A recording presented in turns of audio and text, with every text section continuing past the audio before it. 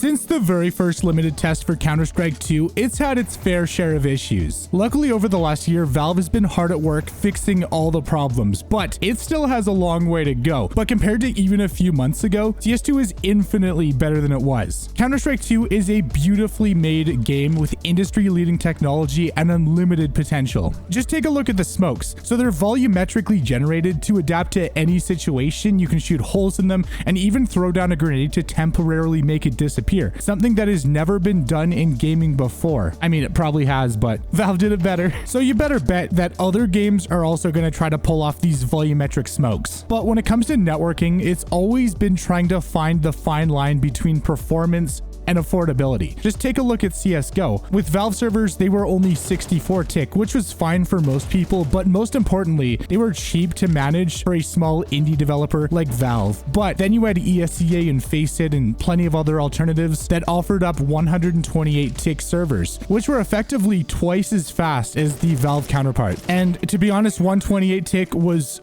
so good. It was incredible. But of course, though, they had to do 2 times the work, and they were much more expensive to manage and maintain, required more bandwidth. Overall, they just didn't make a lot of sense for anything outside of competition. And that's not even to mention the fact that the set of servers felt completely different. Lineups that worked in 64 tick generally didn't work in 128 tick, and vice versa. So Valve stepped in and tried to find a compromise that promised the best of both worlds, with 64 tick costs but 128 tick performance. And it's kind of good. From what a lot of pros have said, it's much better than 64 tick, but it's still not good as 128 tick. And of course, when it comes to sub tick, ping matters a lot. If you have a high ping, you're not really going to have a good time. However, it is something that they can tweak, and eventually it could get to a point where it simply makes the idea of 128 tick obsolete. Since release, it's improved a lot. It's gotten so much better. Okay, but none of that matters if the game is filled with cheaters that ruin the experience, right? Who cares if the servers are amazing? Who cares if there's all this new tech if you just keep getting placed against spin botters? Think about it from a new player's perspective. So their friend introduces them to the game, telling them that it's the best FPS on the planet. You know, that garbage piece of shit Valorant doesn't even come close. But then on their first game, they run into a spin botter and they have such a bad first impression that they uninstall the game and never give it another chance. And they go back to the subpar, cheap knockoff Valorant just because it has a much more invasive anti-cheat. And remember, for any Valorant players out there, not hating on you, I'm just informing you guys, Riot Games is owned by Tencent, a Chinese company. Companies in China have an obligation to report back anything and everything to the Chinese Communist government. And they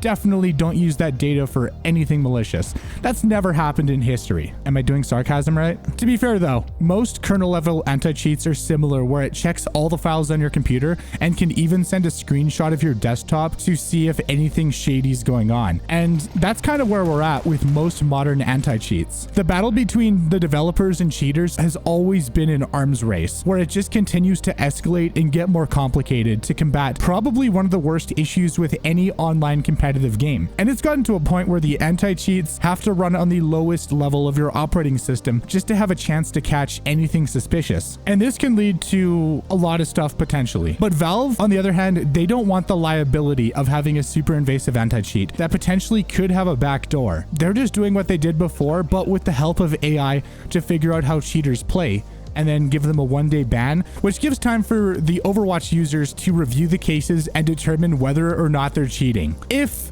it's not super obvious where they're just spin botting and spamming through walls. Because in that case, VAC can interfere mid-match, instantly ban the cheater, and end the game, which can be annoying to have to re-queue, but it's way better than being stuck in a match, not being able to do anything but wait for it to be over. I'm sure we've all experienced that, and it is frustrating to say the least. All right, but back to the question of the video. Does CS2 finally have a working anti-cheat? And the answer is yes.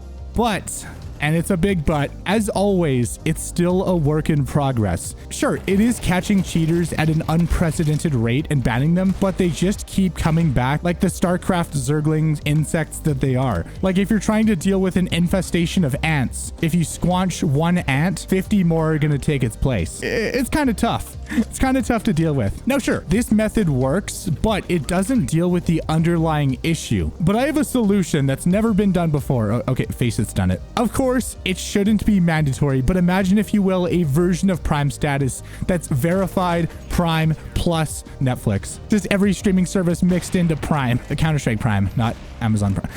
You get the picture. Where you get access to lobbies that have the lowest chance of having cheaters in them. But to get access, you have to verify your identity by sending Valve your ID. Now, this obviously has its upsides, but it also has a lot of downsides, and I highly doubt Valve would want to deal with this level of private information. If you blatantly cheat and get caught and banned, Valve has all of your information, and they can send a cease and desist letter telling you to not do it again. And if that person makes a new account and does it again, they can be taken to court and forced to pay a hefty fine. It would send a message like, hey, if you cheat, you get slapped. But that's in a perfect world where people don't just use a fake ID. You know, it's an entire can of worms, and there's no feasible way to really deal with it, short of Valve being our overlord daddies. Anyways, let me know what you guys think down below. Drop a like if you liked it, subscribe with the bell. Stay safe, everyone. I'm Turbo, and I'm out. Peace.